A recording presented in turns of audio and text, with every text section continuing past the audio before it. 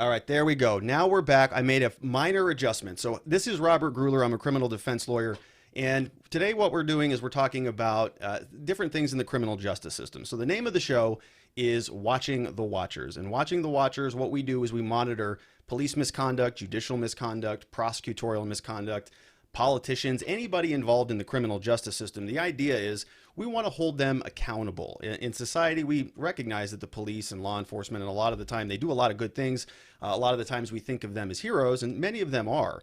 But unfortunately, there are a lot of what I call bad guys, or bad guys kind of masquerading as good guys in our criminal justice system. And so what we want to do is call them out, highlight them. When they are doing things that are inappropriate, they need to be taken out of the justice system so that they are not sort of desecrating some of the principles, some of the foundations that we hold to be so dear in our criminal justice system. And so on the show today, what we're going to do is we're going to break this down into a couple different sections. First and foremost, we have to talk about coronavirus and how it is impacting our criminal law, criminal legal system, how it's impacting prisons, how it's impacting jails, what courts are doing, what law enforcement is doing, because people don't realize exactly how kind of big this whole thing is. What's happening to law enforcement? I've had the opportunity to speak with some defense attorneys from other places throughout the country, and so I have a good idea of what's kind of happening across the board, and I want to detail some of that with you.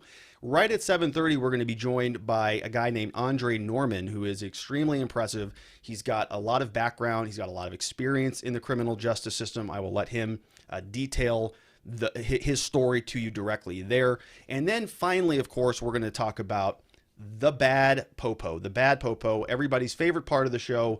We've got several different officers that we're going to talk about today. We're going to save that for the end of the program, but we want to kind of flush out some of the bad actors in our criminal justice system. And sunlight is the best disinfectant. So by having us make sure that we can memorialize this stuff on the internet and here on YouTube, we can make sure that the public knows, and with that information comes some power, so that if they run across these guys in different jurisdictions and different precincts, they've got some recourse. They know a little bit more about who they're dealing with. So let's transition into coronavirus. So this is something that's very difficult to actually talk about. I have Faith, who should be listening to the program. She works here at our office in Scottsdale. She does an amazing job helping me prep for all of these things. And when I asked her to start kind of preparing for today's show, she printed an article, which was extremely relevant and, kind of shocking, but it was yesterday. And so as we hop on the show today, now what we're doing is we're looking at the news, and the news has changed so quickly, so fast, that it's really hard to keep up with what's actually going on. So from Arizona, what we know is that we've got somewhere around 400 deaths. We've got, or 400 cases, not that many deaths. It's been like 6-7 deaths that I've seen come across thus far, but it is escalating. Things, so it's following the same trajectory that we've seen in a lot of other parts of the country and a lot of other parts of the world, where it's sort of doubling or tripling every 2 or 3 days. And so that kind of exponential growth, we're starting to see that here in Arizona. And the question has been well, what is the criminal justice system going to do? I'm a criminal defense lawyer. We have a criminal defense law firm in Scottsdale. We've got a lot of employees here. We've got a lot of clients who need our help. A lot of people that we're helping, good people with friends and family who have been charged with crimes. And so we're trying to sort all of this out. And so what we did is we looked to the government, like many of us, should or do, not necessarily should. There are a lot of things that I don't recommend you talk to the government about, but we can save that for another discussion. But the point is, we're in the criminal justice system that's managed, that's governed, that's run by the government. And so we want to know, what should we be doing? What is the direction from the criminal courts? Are they going to be closing courts? Are they going to be releasing people out of custody? Are they going to be shutting down the doors so that the criminal cases are not progressing whatsoever? And so we don't really know. We've had no idea. And, a couple weeks ago, I think it was 2 weeks ago, on the very first live episode of this show, I was a little bit more sort of deferential to the courts and to the system, and saying, hey, I know a lot of defense attorneys are very angry. They want people released immediately. They want everybody just thrown out of custody. at the snap of a finger. That's not reasonable. That's not something that I think is a good decision either. And so while you've got these defense attorneys on one side who are clamoring for everybody to get out of custody and the criminal justice system needs to close down, on the other side, you want some continuity. You've got people who are already in the system. They want closure on their cases. They want to see some progress being made. And so you've got these competing interests. And as defense attorneys, as business owners, as people who are representing everyday citizens who have cases that are going through this criminal justice system, all we wanted was a little bit of guidance. And it really didn't matter much, too much, one way or the other, as long as things like safety and due process were all being complied with. But if the court decided, we're going to stay open and process cases, but we're going to transition to telephonic type of court appearances, great, that's fine. I'm okay with that.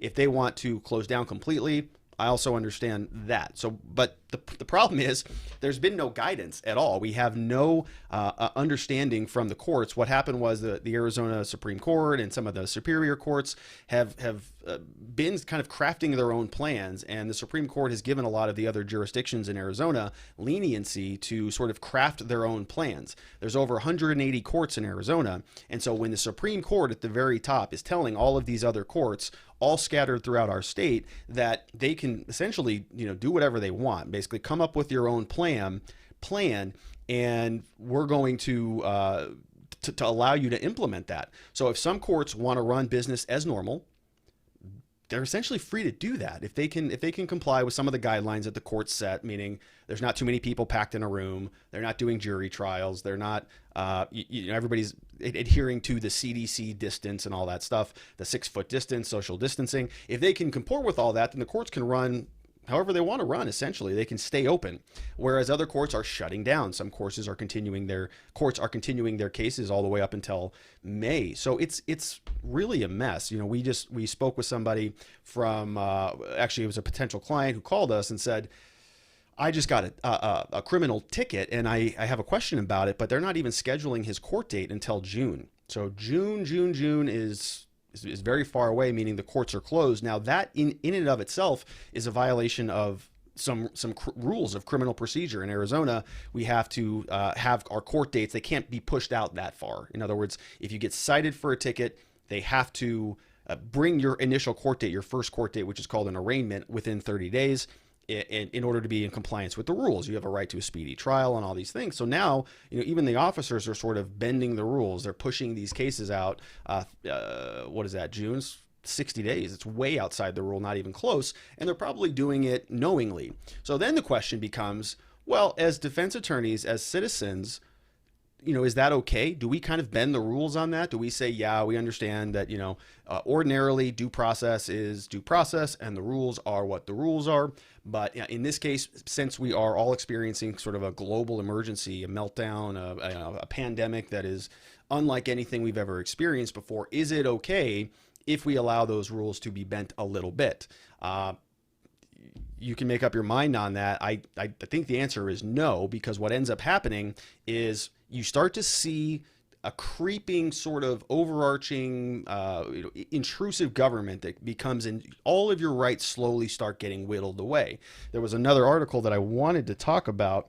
I don't have it here in front of me, but it's this idea that the government is using this to sort of kind of peel away some of your rights. And we've started to see that pop up in different jurisdictions throughout the country.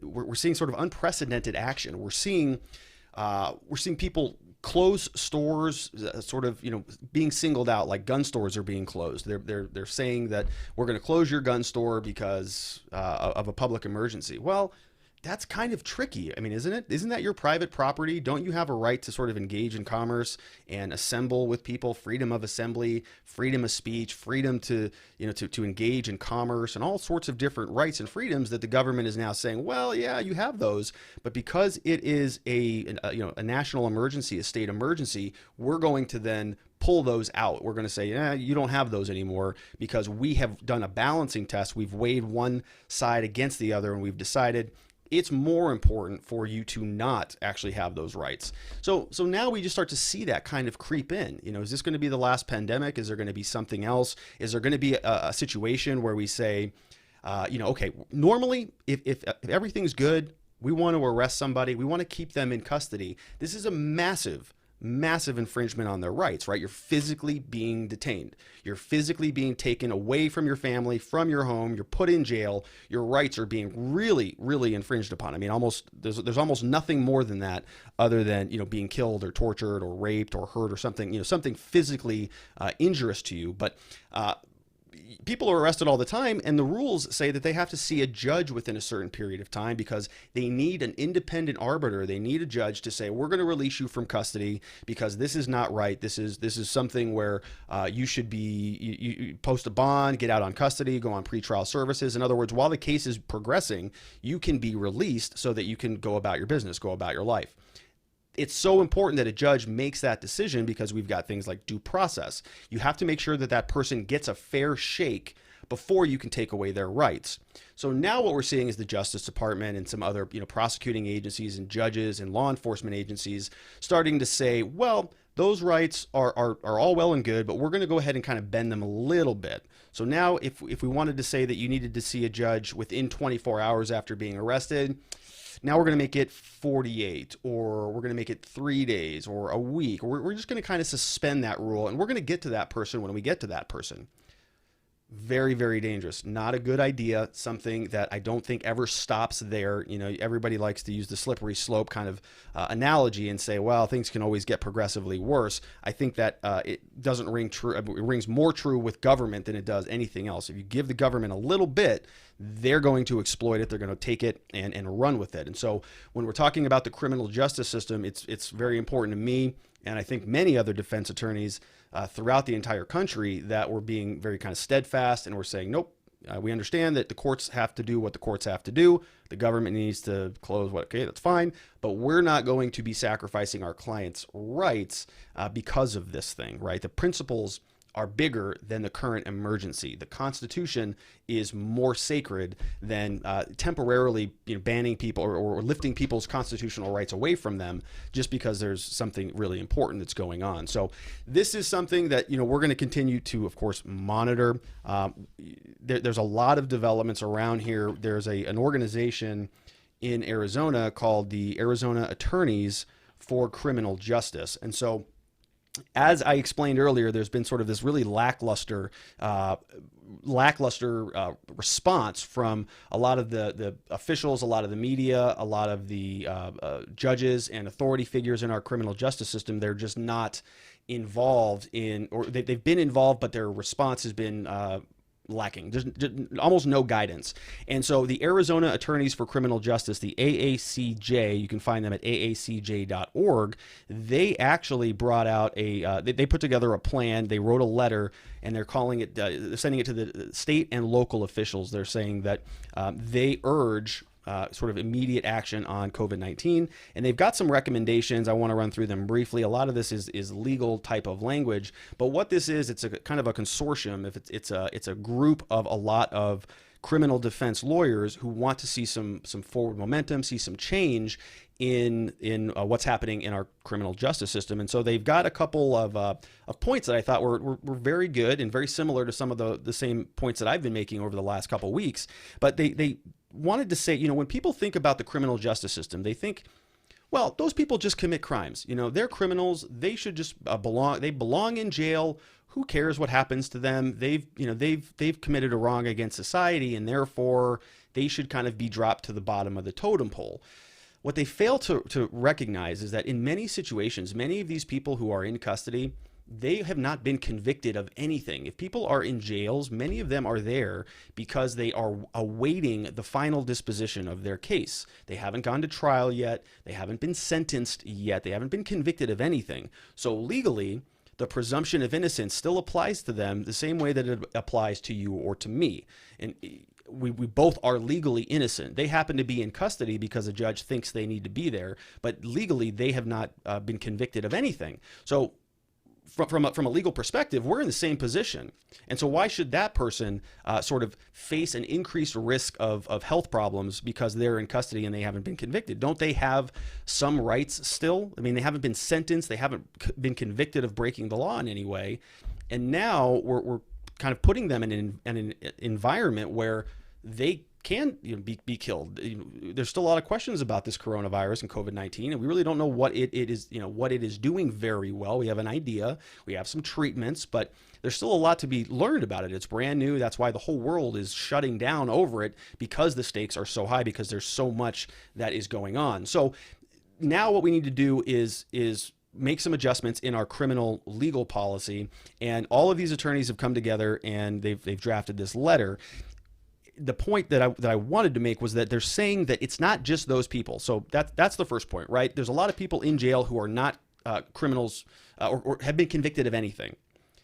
But they're not the only ones who are involved in the criminal justice system. It is a massive entity. It's a massive organization in terms of who it employs throughout the country. You've got criminal defense lawyers, you've got judges, you've got court staff, you've got court clerks, bailiffs, legal assistants, judicial assistants, defense lawyers, expert witnesses. I mean, it is a massive piece of what the United States does, and many of those people are they're not criminals at all. They're expert witnesses, they're former law enforcement, they're prosecutors, they're their families, they're the detectives and police officers. So there's all these people who are involved in a big part of keeping order in our society. And so if the criminal justice system, if it's not responding appropriately, it is going to expand beyond just the jails. We're not talking about just the people who are in jail. So if you have, kind of a thick, cold heart about that, that's your issue. You can deal with that. But my point is it's expanding way beyond that.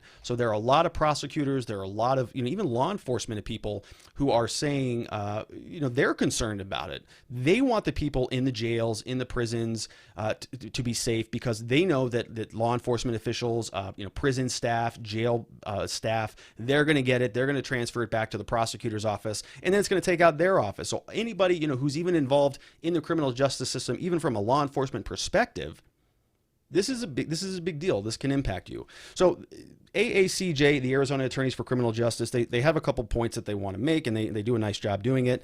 Number one is they say they need to dramatically reduce the number of people in our jails. So I actually released a video on COVID-19, and I said that we needed to do two things. Number one, less people going in to the criminal justice system, and more people going out of the criminal justice system. So less going in, more going out. And that makes a lot of sense to me. And what we're doing here, I think is actually moving the ball forward in both of those regards. So AACJ says this, they say, we need to dramatically reduce the number of people in our jails, and they've recommended a couple different ways to do that. They're asking the Supreme Court to step in and declare an order that basically says that if you are at an elevated risk of contracting this, you should be, released or taken under consideration for release. They've pointed to a number of other places that are actually doing this, and it's working well.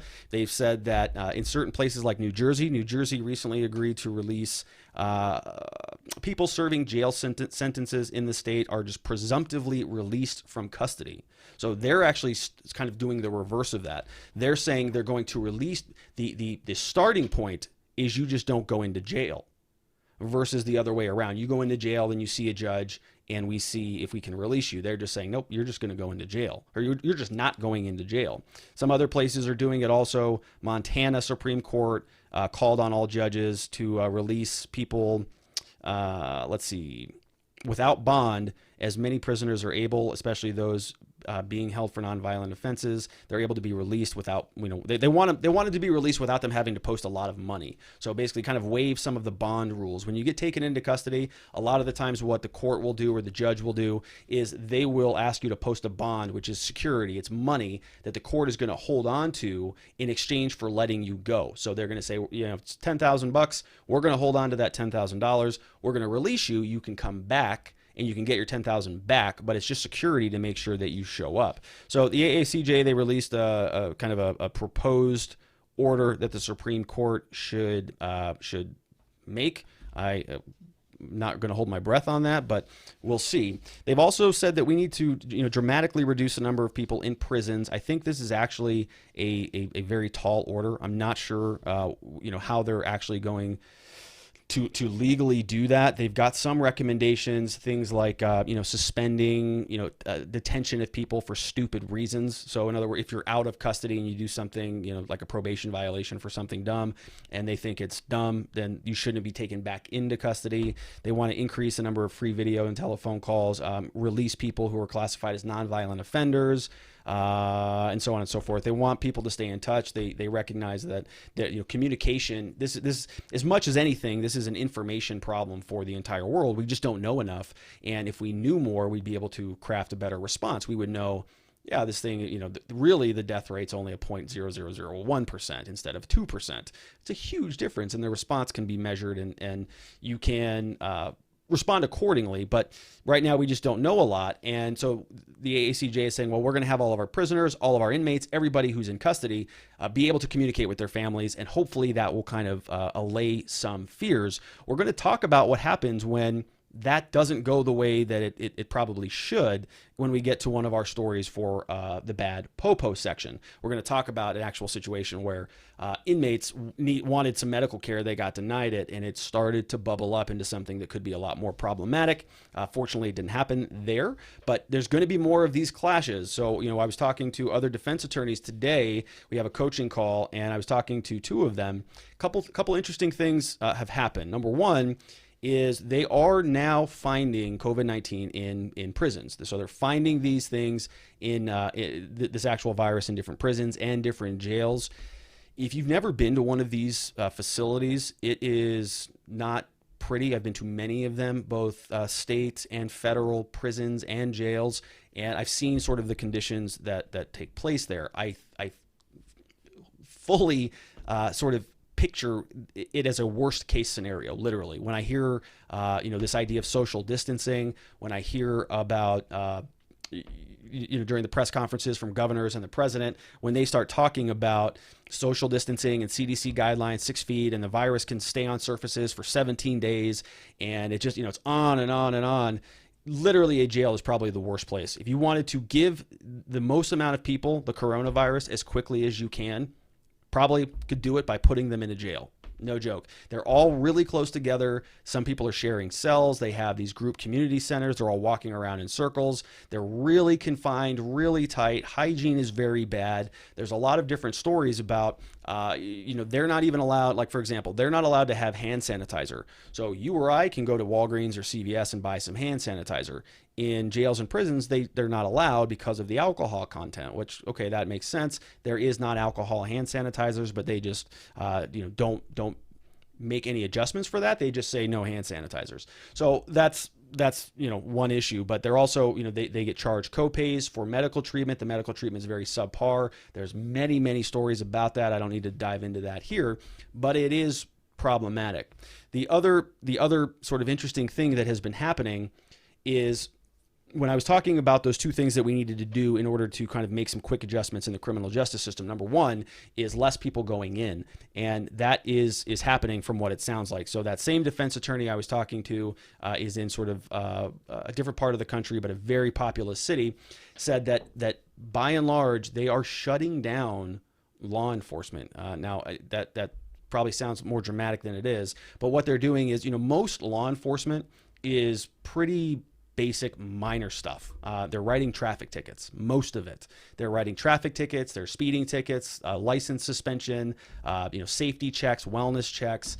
That's it. I know that because we represent people on literally thousands of cases every year, and the majority of those are traffic related. It's speeding, and it's all unsafe lane change, licensing, criminal speeding, reckless driving, suspended license stuff. So it's most of that. So if most of that is going away, that's most of what they do. And most of that is going away. So what's happening is, because the courts are becoming so backed up, they're basically shutting down. So the courts are closing. They're not accepting any more cases for the time being, or they will accept them, but they're not going to address them until May or June. So now the order is kind of trickling down to law enforcement. Well, every single speeding ticket, every single, unsafe lane change or photo radar, those all go into a court. So if the courts are closed, all of those things kind of have to go down by the wayside, because the court is not going to be processing a bunch of cases. The court's not going to open back up in June or July and handle cases from March, April, and May. it's just going to be too much. So what the criminal kind of the enforcement mechanism in the criminal justice system is doing is backing out a little bit. So they're not as highly enforcing certain crimes. And another defense attorney I was speaking to was explaining, she's from the East Coast, was explaining that they just sort of the directive has come down that if it is a misdemeanor offense, they are not going to be prosecuting that. They're just not going to be charging it. Okay, in Arizona, misdemeanors include things like DUIs, domestic violence, disorderly conduct, urinating in public, all sorts of different, fairly significant crimes that are all included as misdemeanors. And in this other state, which I think is Georgia, they are not actually prosecuting that. Now, I don't think that's a formal policy. A governor, a city council, they're not going to come out and say, yeah, we're just not going to prosecute crimes anymore. So if you like that TV and you want to take it, it's yours. Just go take it. We're not going to stop you. They would, of course, never detail that to the public. But the point is that her phones are off. She's got data on certain things that are happening in the court systems, and it's dead. They're all shutting down, and our numbers reflect that as well. We have numbers on people who were arrested. We keep very detailed metrics on different arrestees and phone calls and what's happening in the world, and our numbers are down as well. So kind of law enforcement, everybody's pulling back from this thing. It's not just your restaurants. It's not just your local bar and grill or your dance club or your convention that your office was going to go to. Everything is shutting down. The criminal justice system, the courts are shutting down. Law enforcement is shutting down. It totally anecdotal. Is one of those other defense attorneys explained that she spoke with a client, and the client, or a potential client, or somebody who had called her office, and the story goes that the officer stopped this individual, found that they were in violation of the law. They were in possession of some drugs. The officer just said, well, look, we're not going to arrest you. We're not going to do anything with it right now. We're just going to take your name and number. We'll let you know if we decide to file charges, which is, just extremely out of the ordinary, at least in Arizona. So it's something where you would, if that were to happen here under normal circumstances, you just get arrested. You go in, you get booked, you see a judge, you spend the night in jail.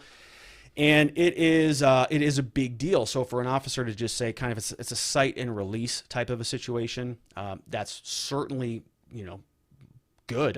That's much better. That would be a big problem if they were arresting all these people and still prosecuting these crimes and taking these people to jail.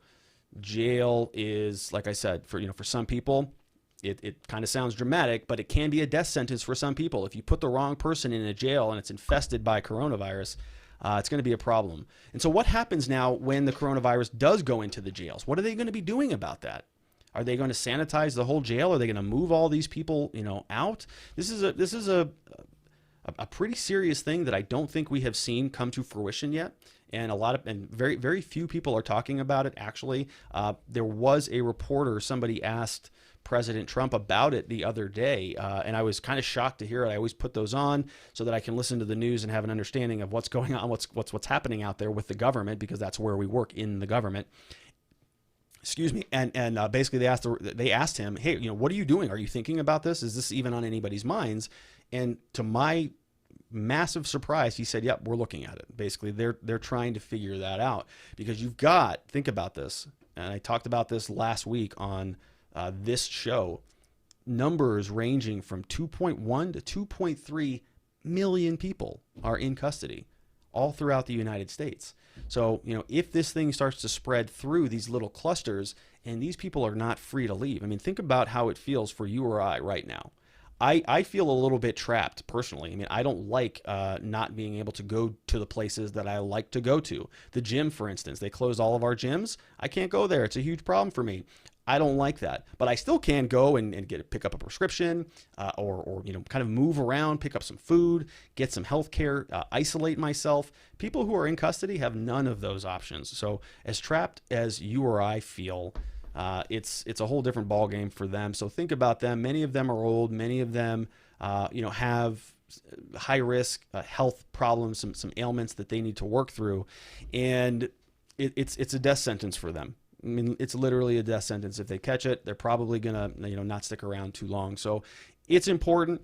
We're seeing some good progress. I think the Superior Court out of Arizona has said that something like 40%. 40%. This was a couple weeks ago. They had reduced the in-person court appearances by 40%, which is great. And now they're transitioning to all telephonic appearances anyways. So the two other points were exactly that. So the AACJ says we need to reduce the need for in-court appearances, in-person court appearances. We want to reduce those. And we also need to dramatically reduce the number of people who are entering into the criminal justice system, which of course I think is very important. So I wanted to just double check real quickly and see if our friend Andre was going to be able to hop on. So I'm going to shoot him a quick text and see right about where he's at. Andre Norman is an impressive guy. I met him through a networking organization, and he is doing some pretty cool stuff. I'm going to see where he's at, see if we can get him on here. But he's doing great work. So a little bit about his story is he was actually somebody who spent time in custody. So he's actually been on the inside. And what he's done since he has come out is he actually goes into other prisons and other jails and talks to people. So he's kind of used it as a way to reform his life, and he goes in and he helps other people do that, and he's done a great job. He's also leading now a nonprofit group called Genius Recovery. I know he's very involved in that. I'm not sure what his official position is there, but he's part of the Genius Network, and he's part of Genius Recovery, which my understanding is over at geniusrecovery.org. So I just shot him a text. We're going to see if he can hop on here. I'm not real sure where he's at, but that's all right because we got plenty of other things to talk about. And what we can do while we're waiting for Mr. Andre is we can just jump right in to everybody's favorite part of the broadcast. This is where we talk about Bad Popo. Bad Popo. That's right. We got some Bad Popo out there in the world. We call them Bad Popo, bad hombres. We got some bad hombres, some bad mujeres out there in the world. And so I want to start today by talking about this case where literally inmates are going to try to get medical care. So these are people who are already in custody. They're in prison. I spoke about this on the show previously. We're seeing people in prisons and in jails get sick, and they want some medical attention, which I think is very reasonable. So here's what happened. This came out of New York, and here's what we got. So correction officers pepper sprayed 8 inmates over the weekend when they tried to go to the jail clinic and check their temperatures after a potential coronavirus case surfaced inside their Rikers Island unit. So the jail gets noticed there is some positive coronavirus going on in this particular location, and they want some medical attention. Well, what happens is they call a SWAT team. So it's like a jail SWAT team. They're summoned, they come in, and they just start pepper spraying everybody to kind of break up this mayhem, apparently. This mayhem of 8 people. So the incident, they were saying that basically they wanted to go to the clinic. They were outside of the clinic, and they just started spraying them. They said that they're treating us like animals, said Angel Barbosa during an interview. He says there was no riot. It was just a couple of inmates asking to go to the clinic. So of course we're going to see a difference of opinion on here, but they're saying they're going to go to the clinic. The jail, the prison, people who are kind of running the show there are going to say that they were probably getting close to a riot, so they just go ahead and pepper spray them.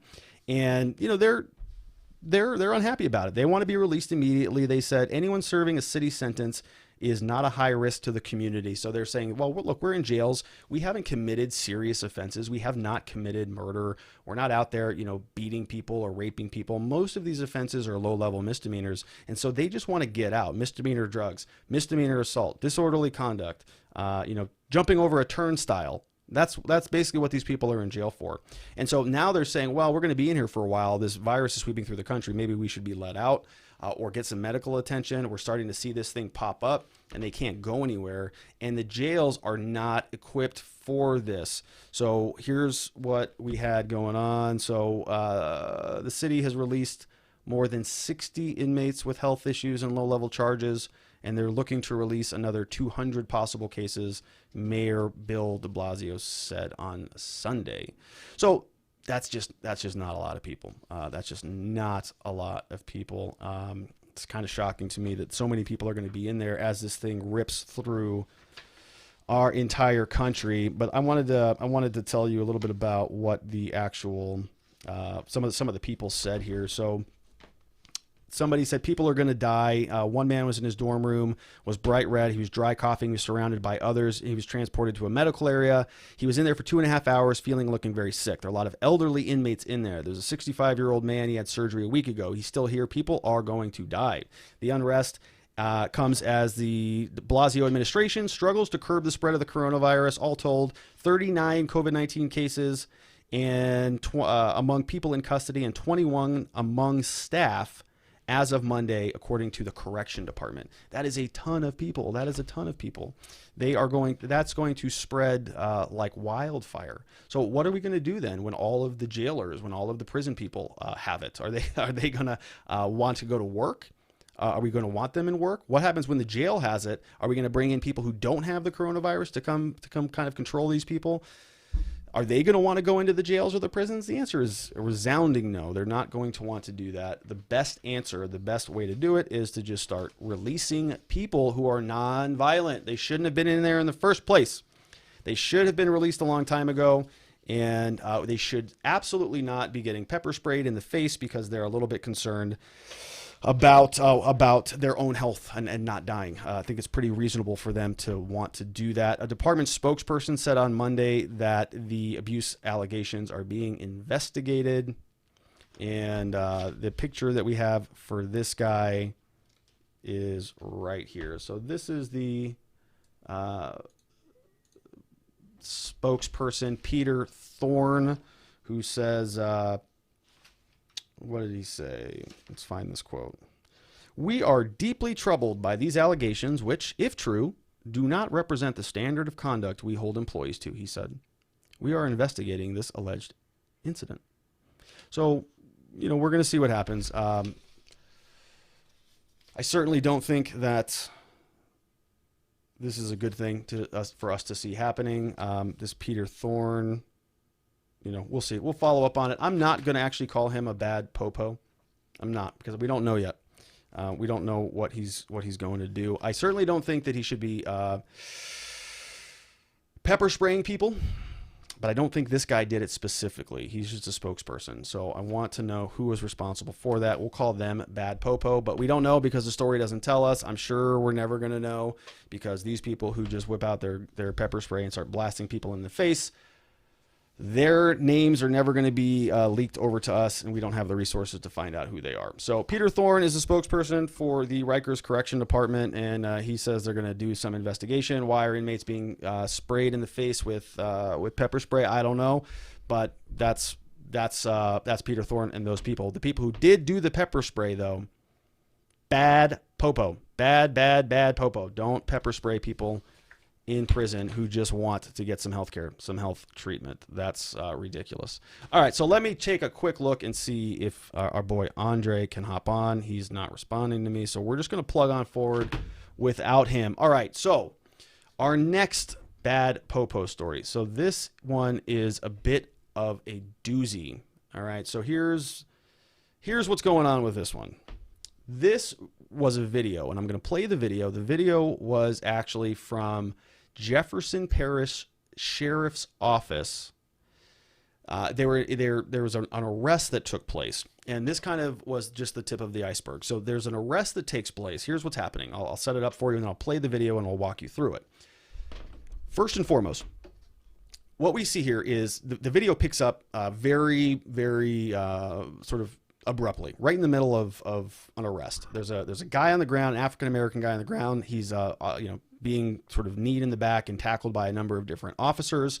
Of course, they need like 35 officers, so they're all kind of scattered around. The video is really kind of focused in on the frame. I'm going to show it to you here in a second. But what I want you to see, what I want you to watch is this officer's hands. Okay, so what is this officer doing with his hands? Okay, watch them very closely, and the video is just going to loop and loop and loop.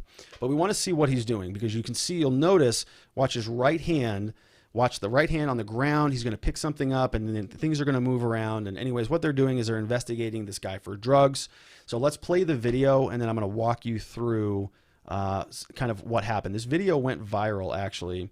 And okay, where is it coming? There it is. All right, so here's the video. And you can see there's 3 officers. There's a man on the ground. They're all kind of laying on him.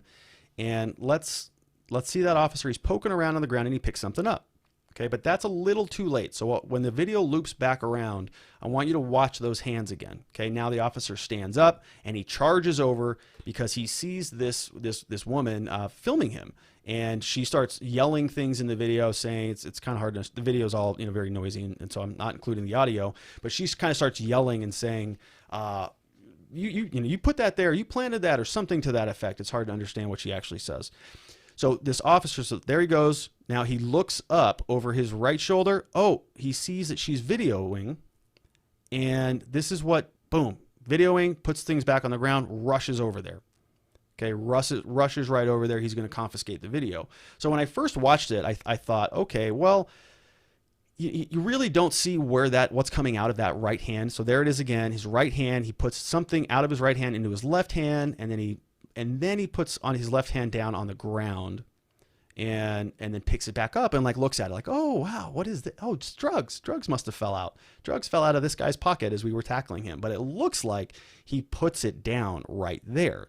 Now you can just watch that part of the video and say, well, you picked it up. I mean, he may have picked it up with his right hand and then brought his hand back, and then made the switch, and then thought, oh, maybe I shouldn't have picked that up and put it back down because I got to take some pictures of it or whatever.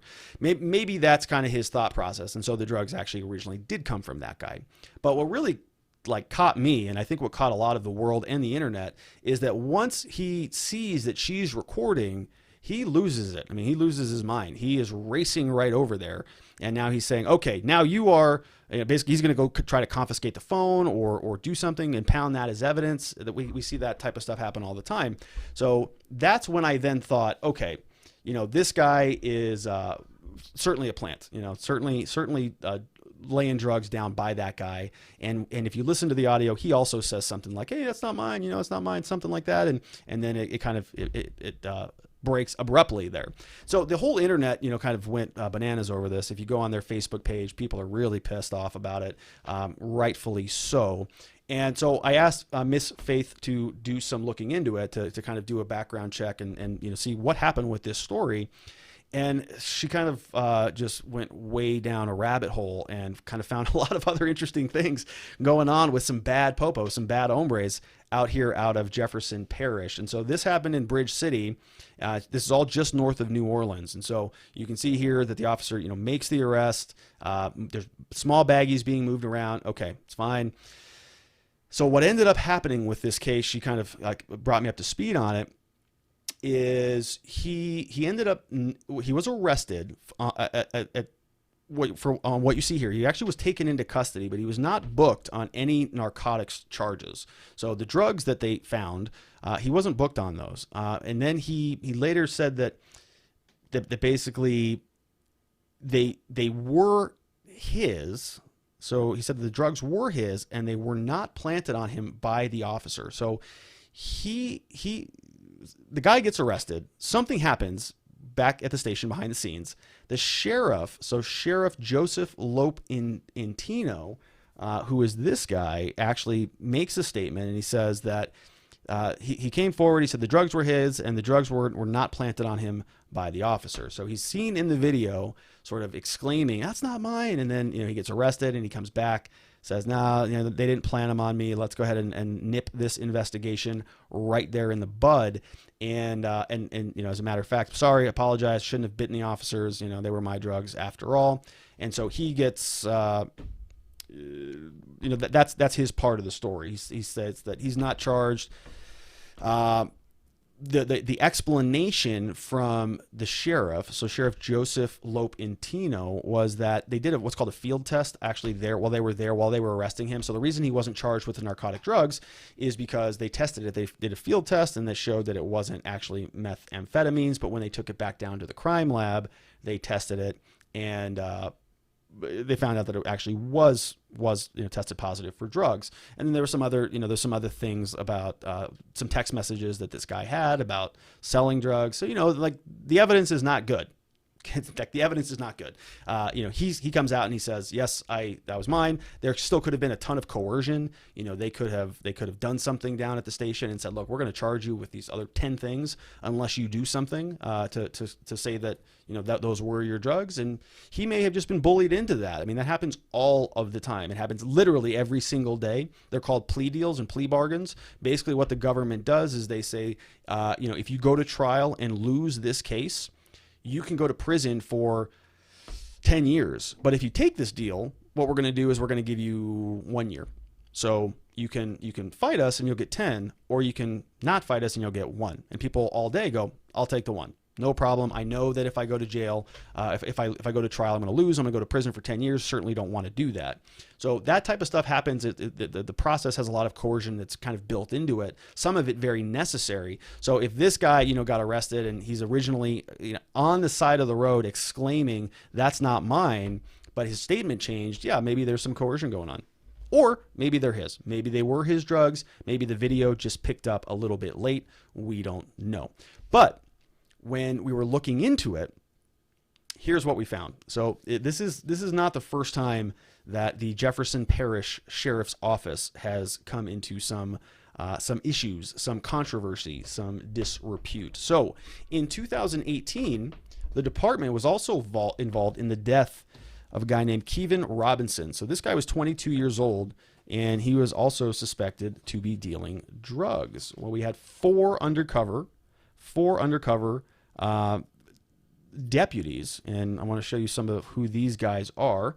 So let's go ahead and we'll take that video out. So this is sheriff. This is Sheriff Joseph Lopintino. So this is the sheriff of the Jefferson Parish Sheriff's Office. That is a hard thing to say. He is the sheriff there. And then we had four other deputies. So of course we have this fellow who was the one who was on the side of the road there and allegedly kind of planting drugs and then not planting drugs, and so that he's involved. Then we also have this fellow here. We've got Justin Brister, and then we have this fellow who is David Lowe. And so all of these individuals were involved in this particular incident. In 2018, they were involved in the death of this guy. Once again, Kevin Robinson, 22-year-old. He was suspected of dealing drugs. What ended up happening is they kind of chased this guy into a backyard, and there's video of this also. You can see them all just swarming in, and they take this guy back into his backyard. And the rationale for doing that was that they were going to question him. Well, we got some questions for him. Well, he ended up dying. He actually was killed. He was died of asphyxiation. So this story came from, and this was kind of shocking to me. This story came from, where did this come from? News One, and it was posted on March 17th, so about a week ago. It said it was in 2018, the detectives, so those four guys, the pictures that I just showed you, suspected 22-year-old of dealing drugs, dealing narcotics. When Robinson saw the detectives at the gas station, they said he attempted to drive away but crashed his car. Police said he tried to run on foot but was cornered in a backyard, leading to an alleged struggle with the cops that caused him to stop breathing. He was taken to a hospital and died from what police said was complications from asthma issues during the struggle. So the cops said complications from asthma during the struggle. The coroner said he died of asphyxiation. So he was choked to death. The guy was killed by these guys. We've got another situation where they're also on top of an African-American guy, also involving drugs. What happened here is that two of the four detectives that were involved in that Robinson's death were also previously accused of using excessive force on suspects. All four have been involved in defendant civil rights cases too. So they're being sued for all sorts of civil rights violations. It's pretty rough over there in Jefferson Parish. Jefferson Parish. So look, when there's kind of smoke, there's fire. You know, I don't know specifically what happened in that one incident with this gentleman on the ground and planting drugs. It would not surprise me at all if they did put something there. I think that the officer's initial reaction, this guy's reaction when he sees that he's being filmed, I don't know what that was about. You know, he kind of has that look on his face when we see him first catch a glimpse. We see, let's watch. When we first see him look up and realize that he's being recorded, boom, he's up and he puts it all back down and he's right over there. So that just seems to me like, man, I just got caught red-handed. I gotta go get that cell phone.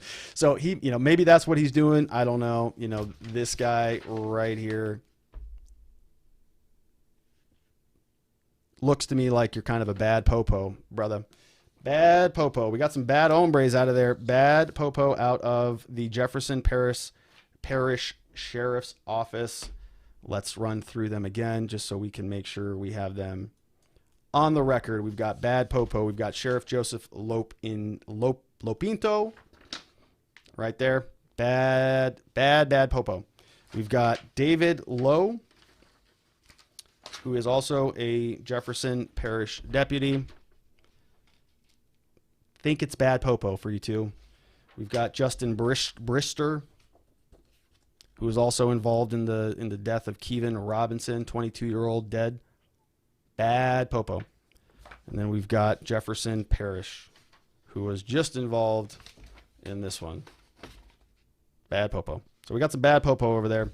Not too good. You know, there is a lot of information surrounding these guys. Here is a video shows deputies ram car into fleeing suspect. Lawsuit alleges excessive force. So they ram their car into Kevin Robinson. They chase the guy down. Then he's dead.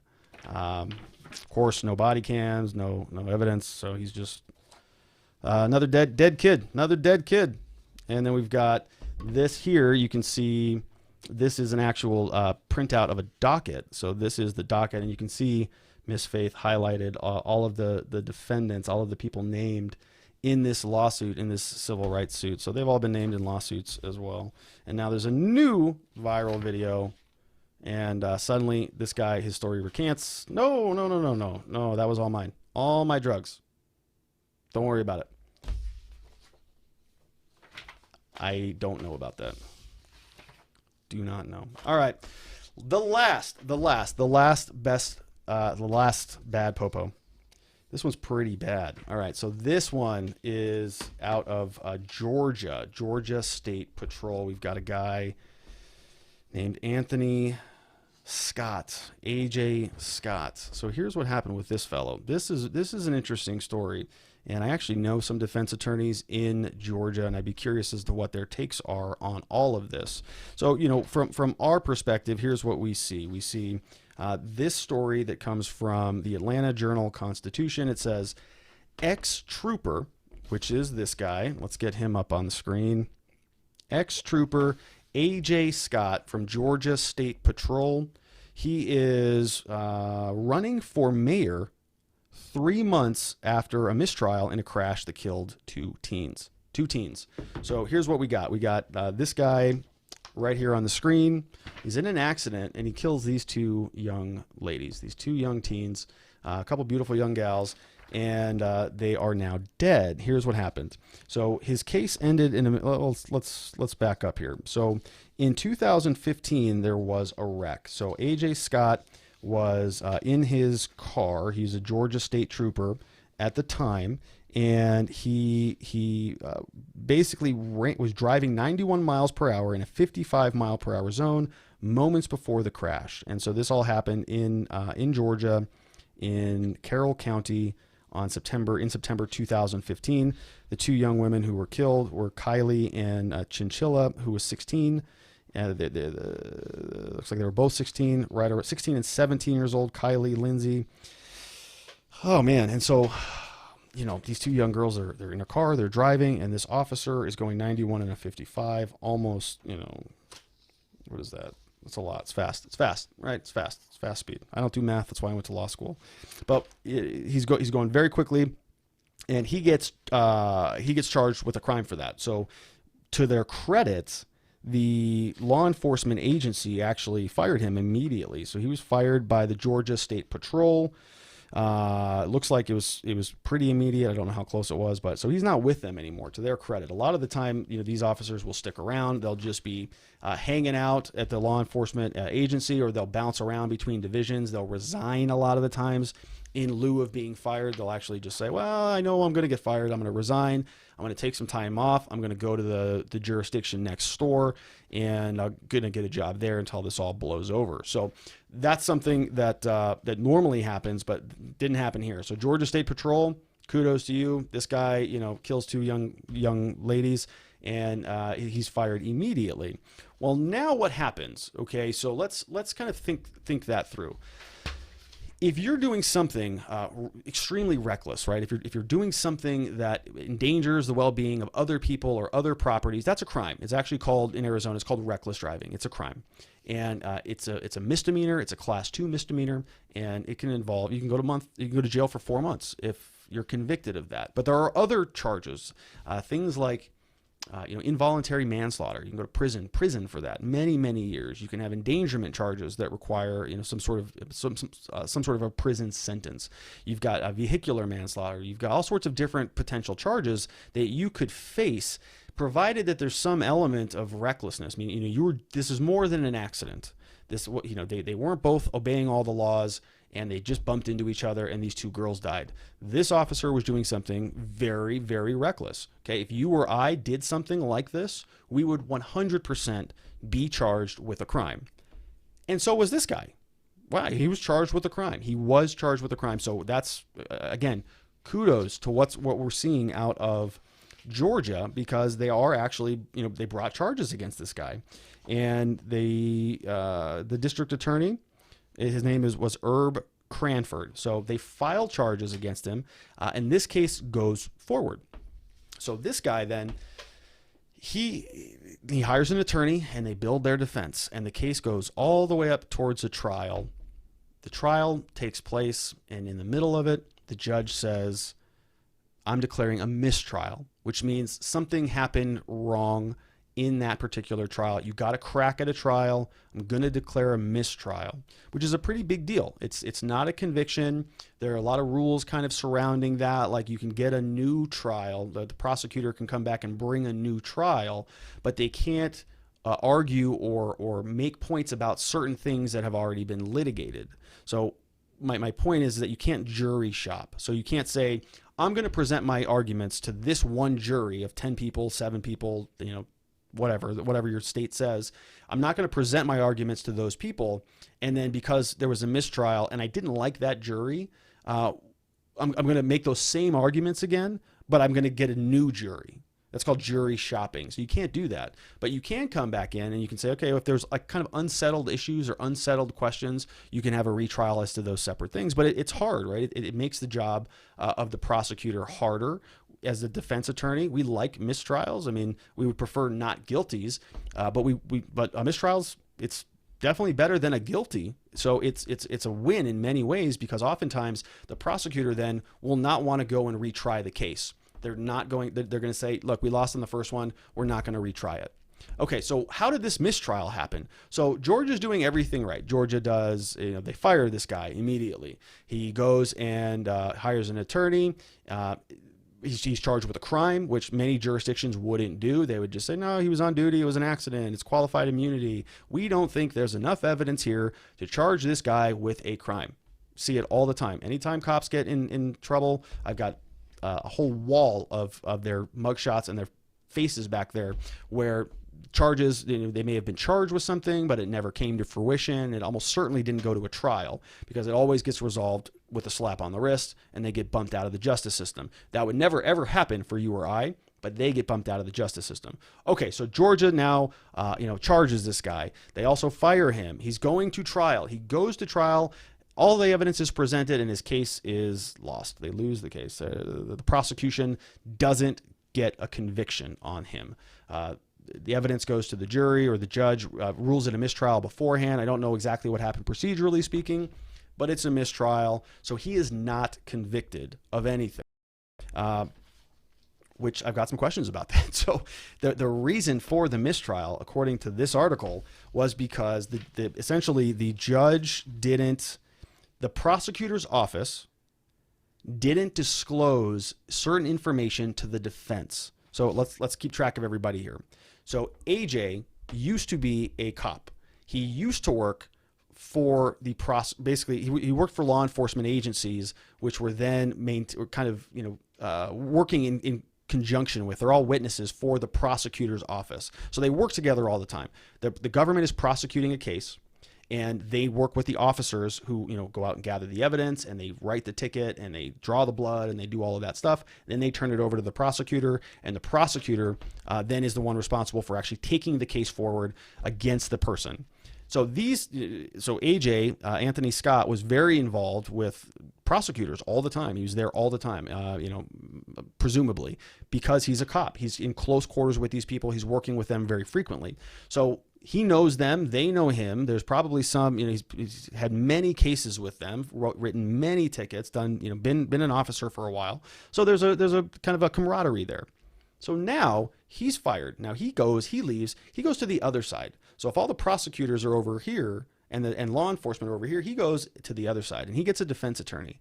Now the defense attorney is doing his job, defending his client, and apparently identifies some what are called discovery violations or some disclosure violations. So when you have these two parties and there's a criminal case going on, the government has to disclose information to the defense. They have the information, the police reports, the witnesses, the officer statements, the body camera recordings. They have it all. So they have to give that to the defense so that the defense knows what they're working with, and so that they can build their plan around the evidence. Well, if there's a disclosure violation, meaning that the government doesn't give the defense what they need, there can be some serious repercussions for that. Because how can you prepare your defense if you don't have any evidence? You can't. So if you didn't have that evidence and now we're going to trial and the judge says, well, that evidence was very critical, it was very material to your case, so now we're just gonna, now you don't have it, you can't present your defense, so now what we're gonna do is we're gonna go ahead and declare a mistrial. Okay, so then the question becomes, man, why was that disclosure? What was botched so badly about that? Disclosure, giving the defense evidence, is very, very basic stuff, very routine. In most cases, it's automatic. It's one of the first things that many prosecutors' offices will actually do. They disclose things almost uniformly. They'll just say, you send them a motion, you write a check, and they give you everything. Now, sometimes we do fight about it. We fight a lot over discovery because they don't want to give us certain things that we think we should have access to. So there are a lot of arguments, there's a lot of battling that goes on with discovery in criminal cases. We want to interview their officers and interview their expert witnesses and review the actual evidence that they've impounded. There's a lot that we want to do. And so we can really battle it out over it. But in most cases, that type of fight is basic. It's not something that causes a mistrial in most situations. So the fact that it did here leads me to believe that something pretty catastrophic happened. Most of the discovery violations can be sort of rectified. You can band-aid up the problems and then move forward with the trial. But when it's something so catastrophic that it results in a mistrial, I mean, we've gone through the trial, we've got a jury, we've got everybody here, and now we can't move forward with the case. It's a mistrial. That's a big deal. So why did the prosecutor's office, blow this so badly? I don't know. In my experience, I've seen this happen before. I don't know anybody involved in this particular case or any of any of the politics out there, but we've seen this in Arizona. We had an officer in Arizona who actually shot, in my opinion, and killed a man in cold blood in the middle of a hotel room when he was on his hands and knees. Just shot him, executed him, murdered the guy. Went to trial. The prosecutor's office, in my opinion, just based on some of what I saw there, threw the case. They just threw it. It was their job to go prosecute the guy, but they just didn't. They just kind of laid over on it, and they just said, well, we're going to kind of stand here and make our case like we're supposed to do, just sort of go through the motions. But they didn't really want to convict the guy.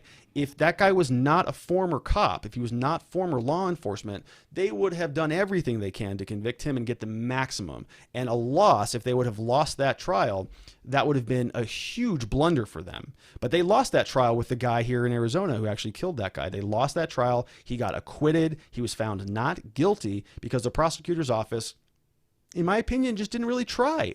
So, I certainly don't want to jump to conclusions, but when I see stuff like this happen, when I see a case where really basic, rudimentary types of commonality, things that happen in criminal cases are being ignored in a manner that causes a mistrial, man, I just start thinking, what's going on over there? Is that prosecutor, are they connected? They talk a lot about, I make a lot of videos. The reason why I started this show is because I got so sick and tired of the thin blue line, this blue shield, this sort of camaraderie that exists amongst our law enforcement and prosecuting agencies and even judges and politicians, that they're all in this little team together and they're all going to protect each other no matter what happens. So even if you hit and kill 2 teenage girls, you're still kind of within that circle. You're still within the confines. And so what we're going to do is we're going to go through the motions.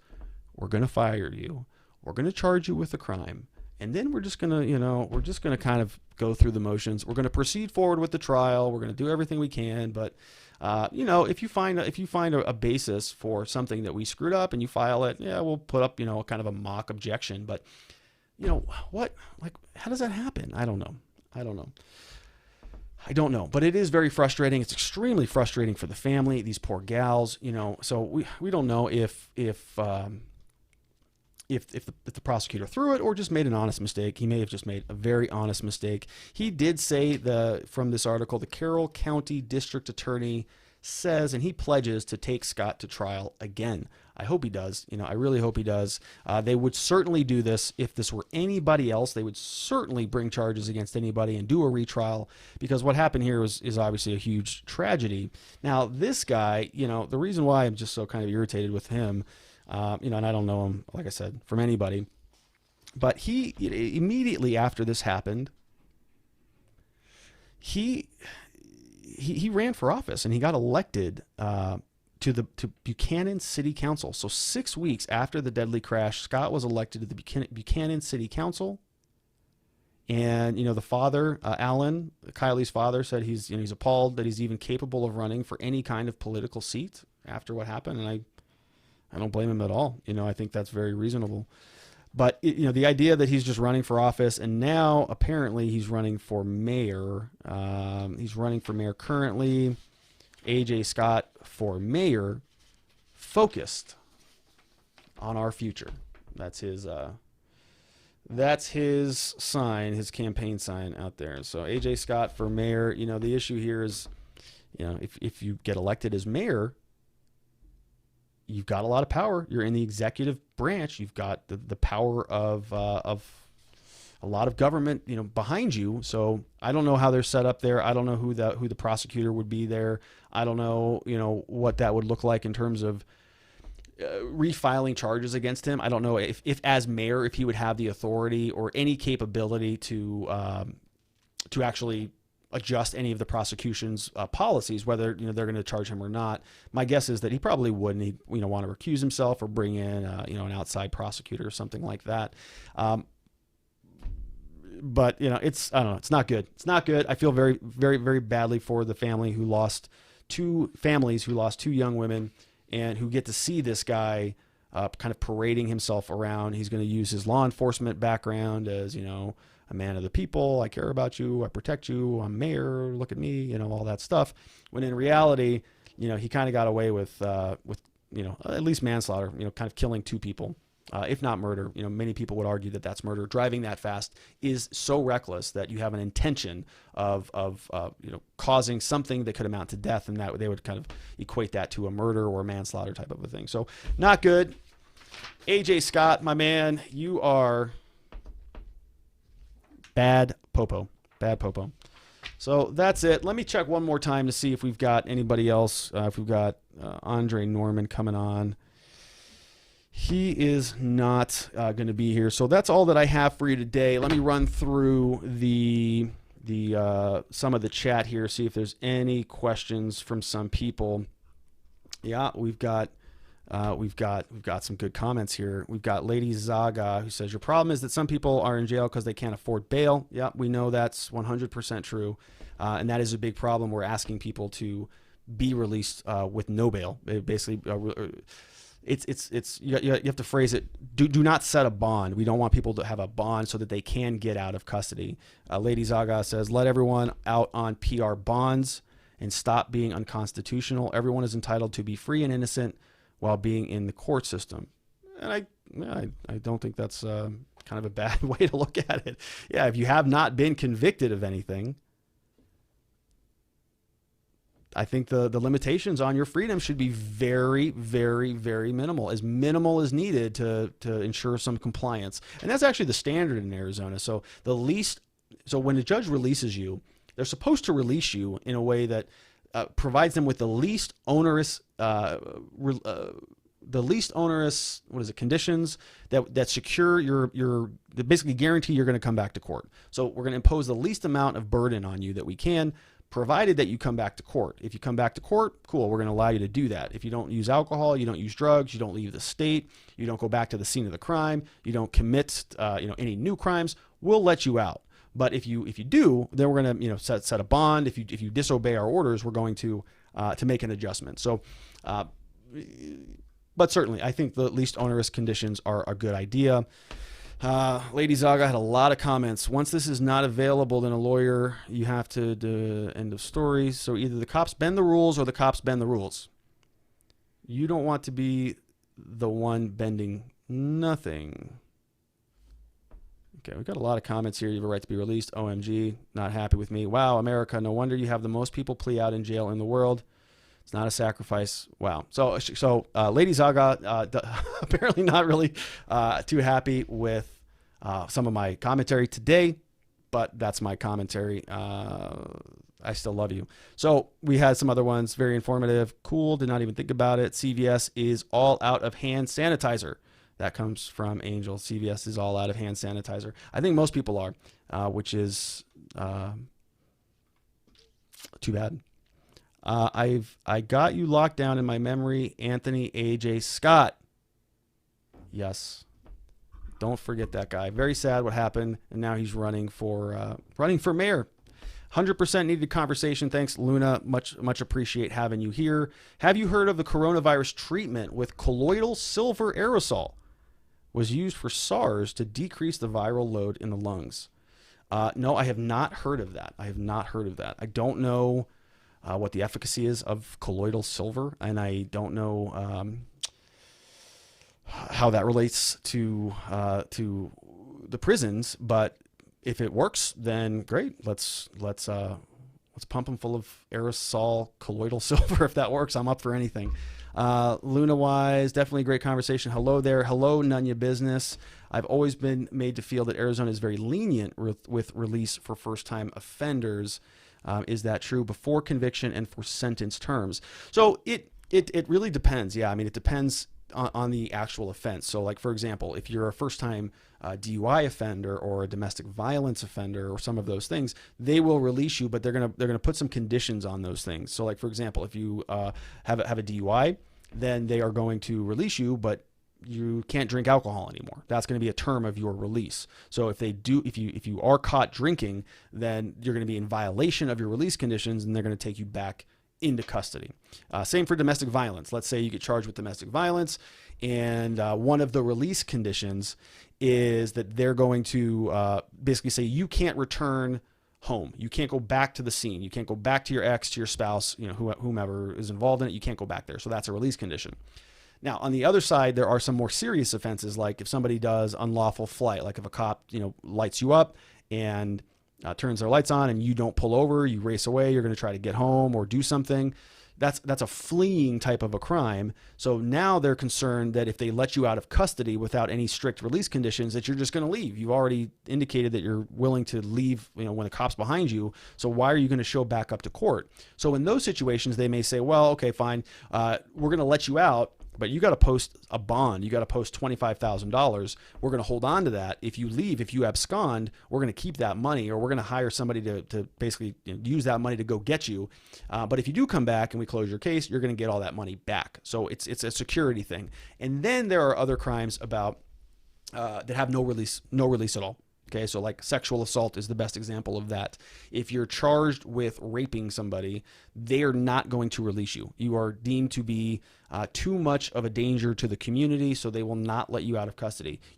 Doesn't matter what you post. You can post $1 million. They will not let you out because of the law. The law says that it is it's too serious of a crime. So people can go into custody. This is why it's so serious. You can just be accused of rape. You can be accused of sexual assault, and they're going to keep you in custody.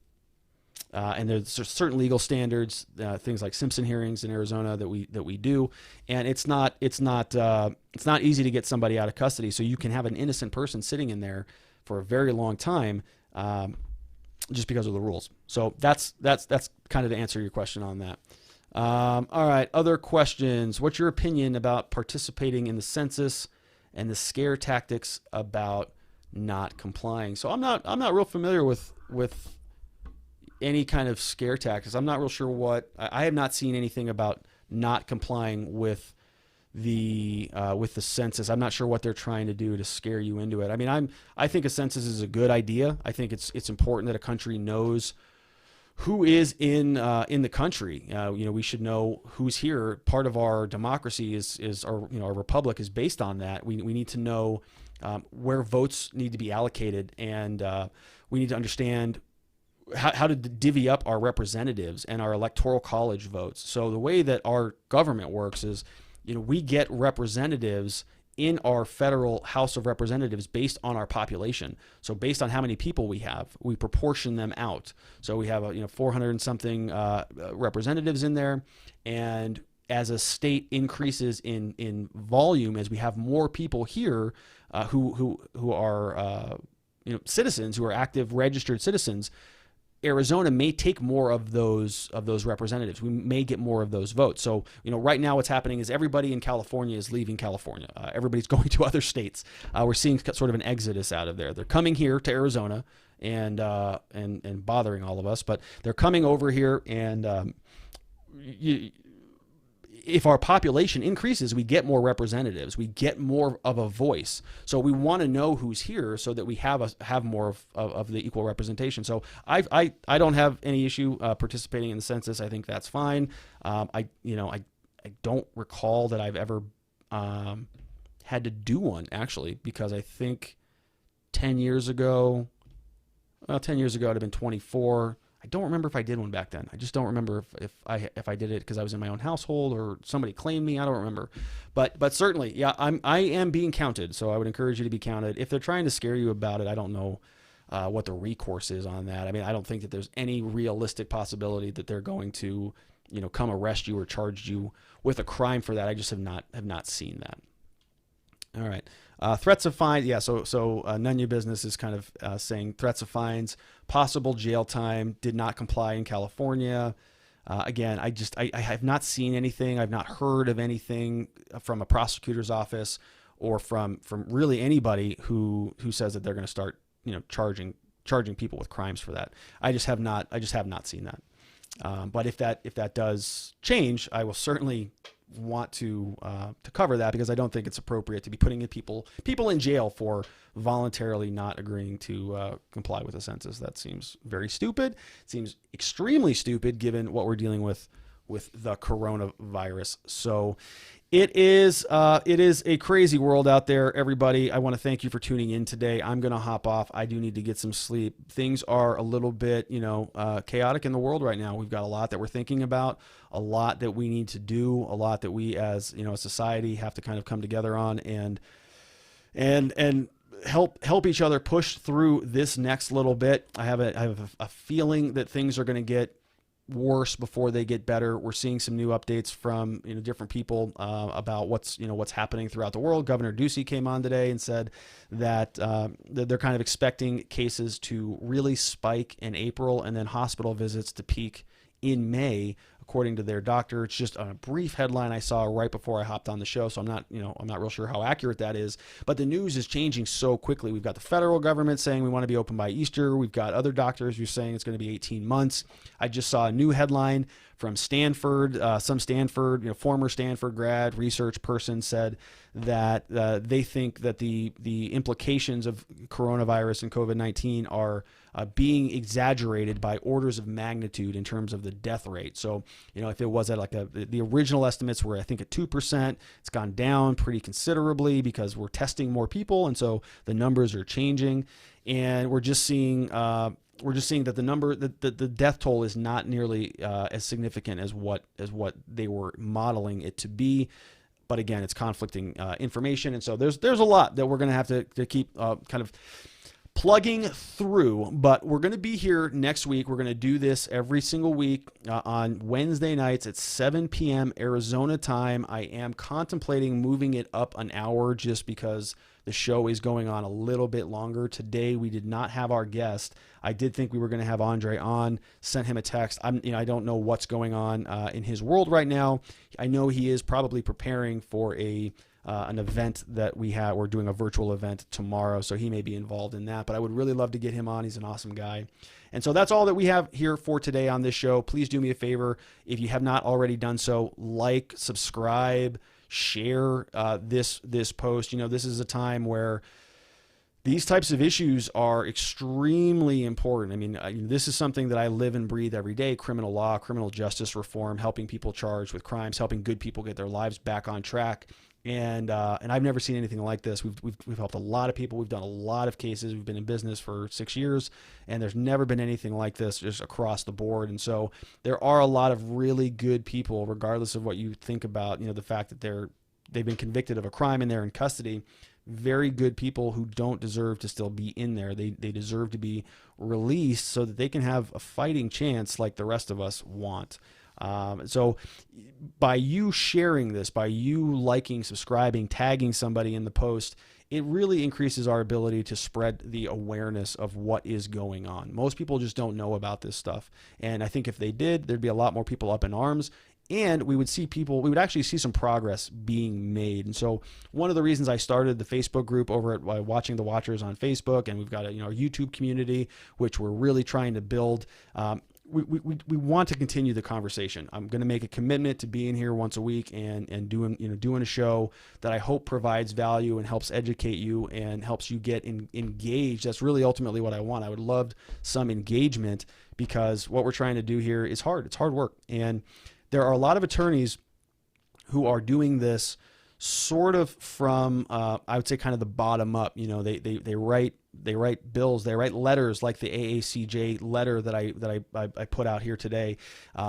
They do all this stuff. They're kind of working in the system. So they're trying to cause change with judges and committees and politicians and bills, and they're doing amazing, great work.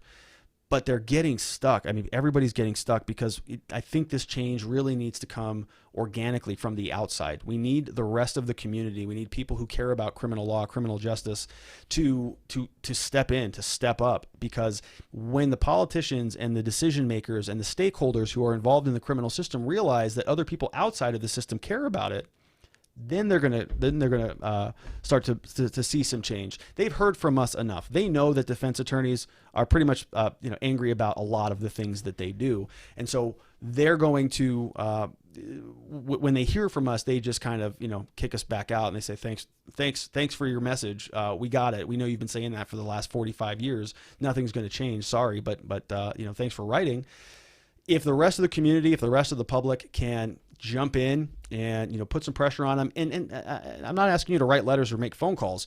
I mean, even just subscribing, even if we can just build a community here or on YouTube or on Facebook, and we can kind of coalesce around these issues and carry this conversation, when we do have, a huge audience throughout the country of, 100,000 people, then you've got some really, you've got power, you've got momentum, you've got an ability to cause some pretty dramatic change if you can leverage all of those voices. And so we're starting small. This is a good opportunity for us to do this because we do have some downtime. We've got the ability to, be here at 8:30 at night